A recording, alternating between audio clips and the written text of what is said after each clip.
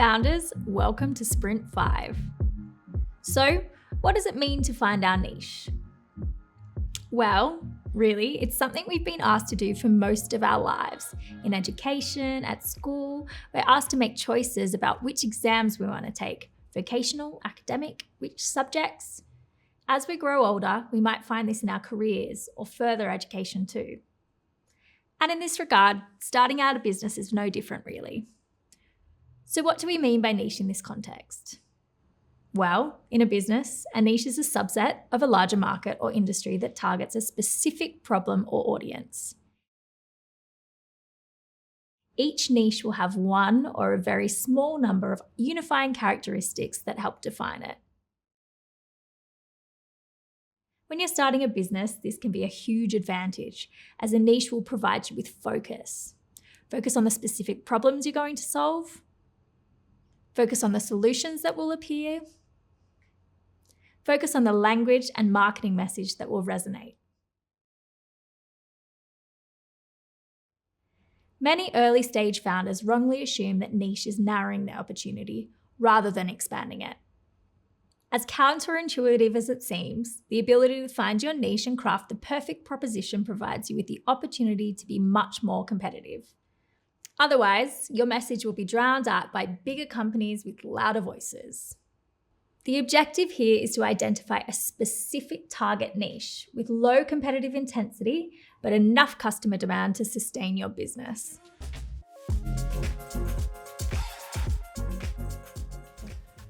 If you don't know the story of the early days of Amazon, it's worth reading in a bit of detail. But for our purposes, let's think about how Bezos started his globe-conquering retail empire. Bezos started Amazon with the ambition of becoming the everything store. But before he could do that, in the relatively early days of the internet, he needed to prove out that e-commerce could work. And so he chose a niche. The niche Bezos chose wasn't related to his interests, it was much more calculated. Firstly, Bezos realized that books are universal. Most people have need for them across multiple categories. Secondly, books are small and generally low value. This meant, or so Bezos reckoned, that people would be more willing to buy them online than, say, a TV, which is much more expensive. It also means that they're cheaper and easier for him to ship. Thirdly, and this is one of my favorite bits, Bezos realized that he could sell books online without ever holding any stock. The way he did this was genius. He was still working full-time, and opposite his office was one of New York's largest bookstores. So he got the catalogue for that store, uploaded it to his new website, and when an order was placed by a customer, he'd go and buy the book from the store and send it to them via his office mailroom. This is a perfect example of how finding a very specific niche can help your business get going for multiple, incredibly important reasons. There are lots more examples of niches you could explore for your business. But before we get there, let me take you through a different way we can think about niches. So we've already established that a niche market is a sort of segment of a larger market. But how do we define them? Well, we can take a number of different vectors. It can be about the niche's unique needs, their preferences, or their identity. For example, if your company had a brand of vegan cosmetics, your niche is pretty clear. It's a segment of the cosmetics market focused on vegans, or more broadly, focused on people who care about animal welfare. No matter what market you're looking at, whether you're building a software company, a physical product, or a service-based business, you can almost always refine your market further and create one or more niche markets. Some of the most common ways we can delineate niches within our larger market are price or quality. Is there room for a high-end alternative or a good enough budget option? Customer demographics like age, ethnicity, or culture. Customer psychographics like personal values, attitudes, or their worldviews.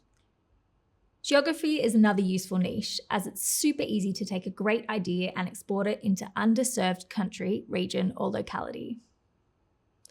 We could also consider lifestyle, occasion, profession, and style. No matter what industry you're in, there's a more specific, further refined niche market you can enter and master. Once you do, in time, you can expand out and enter different niches. Yet true success so often begins with a single niche.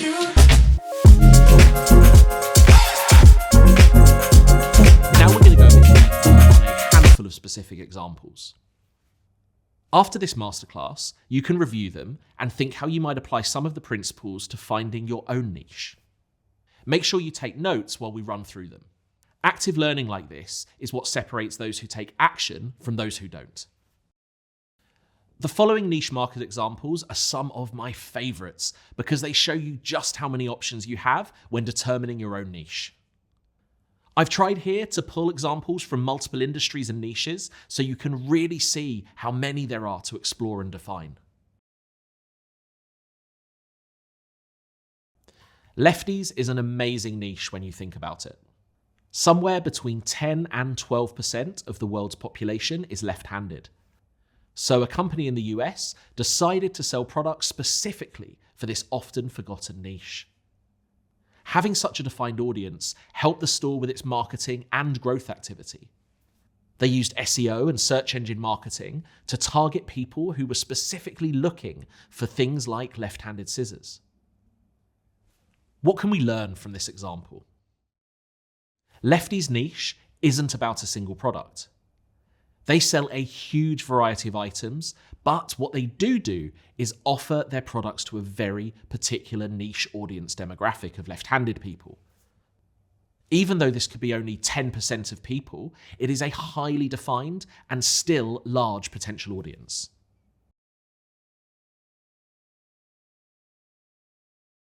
The conscious consumer has become more a part of the mainstream over the last few years. As the conversation about climate and animal welfare has evolved, so has the demand for products and services that connect with these things. And with those changes, companies like Beeswrap have taken notice. Beeswrap provide a sustainable, plastic-free alternative for food storage. Their brand centers around their mission to reduce plastic waste. What can we learn from this example? The conversations happening around you, the broader societal and economic trends, can really help you to identify a profitable niche. Beeswrap wouldn't have worked 20 years ago, yet today their product and brand is perfectly aligned with what consumers want.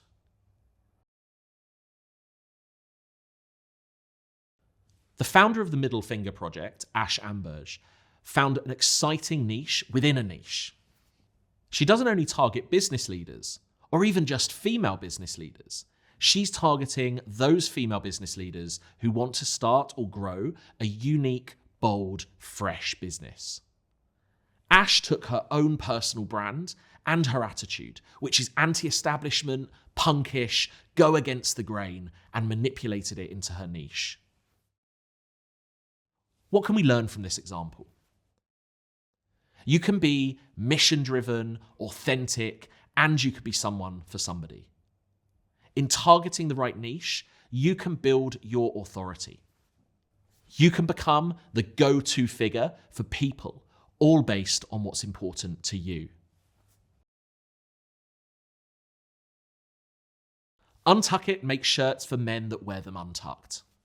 Lots of shirt makers actually make this sort of shirt, but Untuck It only make this sort of shirt. In fact, Untuck It are another great example, like Amazon from earlier, of a company that started with a very small niche and have expanded out. They now offer a host of other products like polos, t-shirts, and jackets, and recently even launched a line for women too. What can we learn from this example? Untuck It's niche is based on meeting a real need they saw in the world. It's difficult for men to find a shirt that fits just right.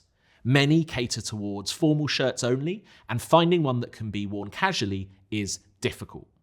So it's possible for you to build a niche around a need that you've identified.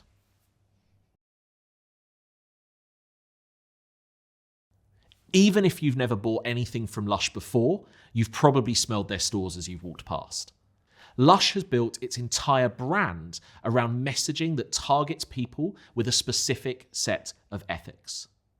Everything they sell is focused on ethical practices, transparent supply chains, and sustainable production. Their messaging is what differentiates them, even if similar products are available elsewhere. They differentiate further through their reusable and recyclable packaging and organic, natural ingredients. And this is all the differentiation they need. They were also ahead of their time, bringing this to market 20 years before anyone else. They benefited from what we call the first mover advantage. What can we learn from this example? Create messaging that speaks to your niche and build your business around that message. Even if you start by appealing to an audience that is both niche and small, like Lush did, you have the ability to grow the audience over time as that message spreads. Hopefully,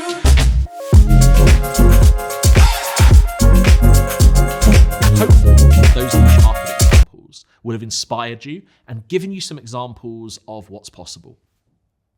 Try to think of some other examples that might be helpful as you work through how your business might specialize. Think especially about how those 5 examples from earlier can teach you something about your business. But now we have to think about how you're going to go about determining which niche you want to choose for your business. I'm sure some of you will already have given thought to your niche. You may have started thinking about your idea because you already had insight into a niche audience, maybe through a personal passion or a professional association with a particular group of people. Others may be thinking about niche for the first time. Either way, I'm going to take you through a series of steps to specialize your business into a highly specific niche. Here's how. Step 1, Google Trends and Searches. Finding your niche often begins with Google, using both its search engine and trends features. You're going to begin with a bit of trial and error. Take your current best idea, try it out, and see what the results are like. So let's say you want to start up a vegan bakery. Start in Google by searching for vegan baking. Instantly, you'll see millions of results. There'll be recipes, ideas, existing communities, and potential competitor businesses. Your aim is to concentrate your idea on a narrower, deeper, more intense category or need. Google Trends can help you to explore it further. Google Trends will give you an insight into current demand, how that demand has changed over time, and where in the world most of the searches are being made. At the bottom of the page, check out the related queries, as this can provide more threads to follow. You can sort these by overall population of searches, by top, or by trend rising. There's no exact science to this part of the process. Just try to keep an open mind and see where the research might take you. Step 2, evaluate the strength of the competition. The first thing to say here is that you shouldn't feel put off by the presence of competition. Competition demonstrates demand, so that is a good thing. If you do land on a phrase or niche that seems totally underserved, then you'll have to ask yourself whether there is sufficient demand for your idea. There are a few tools you can use to crudely estimate competitive intensity against a particular business niche. Firstly, go back to your Google search result. Count how many providers are listed on the first 2 pages of results. If there are multiple instances of the same companies being listed, then this is a good sign. For physical products, Amazon can provide another useful benchmark. Search for your product category in Amazon, for example, standing desks, and then sort by customer ratings.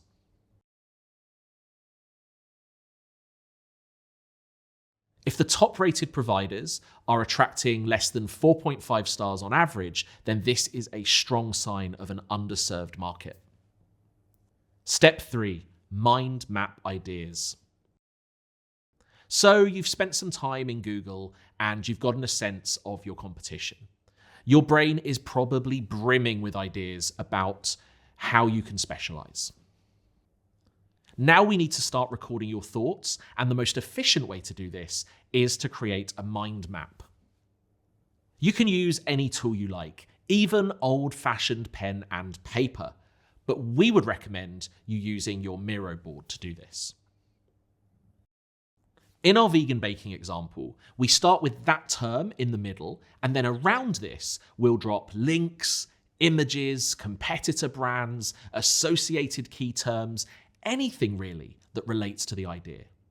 You can then start to map the connections between the words, images, and ideas on the mind map.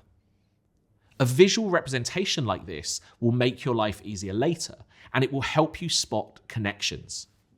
This is where you can go down the rabbit hole and explore the far reaches of the potential niche markets available to you. Your mind map will grow over time, and you can keep coming back to it. Step 4, keyword research. By now, a few ideas and key terms should have started to stand out and be at the head of the pack. Now we need to drill down and try to understand the demand within some of these rabbit holes. This process isn't just about finding a niche market for the sake of it.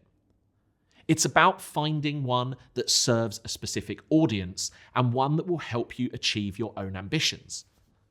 So go to Google's keyword planner and look at each term in turn, analyzing it for monthly search volume, competition, and top of page bid. Here, your aim is to find the niche market with a large enough search volume and low enough competition to be viable for you. Ideally, your term would generate between 10,000 and 100,000 monthly searches. This is a good indication that there is sufficient market potential around your idea. If you want to dive really deep into this process, you can use a tool like SEMrush or SERPs.net. These are deep search analysis tools that can be really helpful here. For most people, though, Google's keyword planner will suffice. Step 5. Search for common questions and/or problems. The web is full of people looking for answers to their questions, and tapping into these resources can be a great way to identify a niche. You can use sites like Quora and Reddit to find the questions that people are asking. You want to check how many questions are there that are relevant to this niche, and how many views, comments, and upvotes do these questions get. This can really help you to gauge demand, but also dive deeper into the problems that your potential niche audience has. It's your job and the job of your business to help solve these problems for them. Finding your niche will be an ongoing journey rather than a single step along the way. As you'll hear in the next module, if you're struggling to generate demand, experimenting with your target niche is one of the best ways you can get back on track. But right now, your research needs to bring you to a useful starting point. Think about what they look like and sound like. Give them a name, a character, and habits. Have them in mind when you're thinking about someone using your product or service.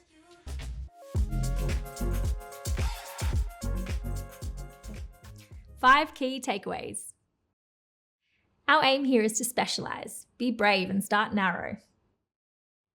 If you're struggling, take an existing business idea and think about how you could take it to a narrower audience or different geography. Don't be put off by competition. Right now, competitive intensity is a strong indicator of demand. Be open to trial and error. It's highly unlikely that you will land on the optimal niche at the earliest stage. Personify your ideal customer within your niche. Imagine who they are and build out their personality as you learn more about them.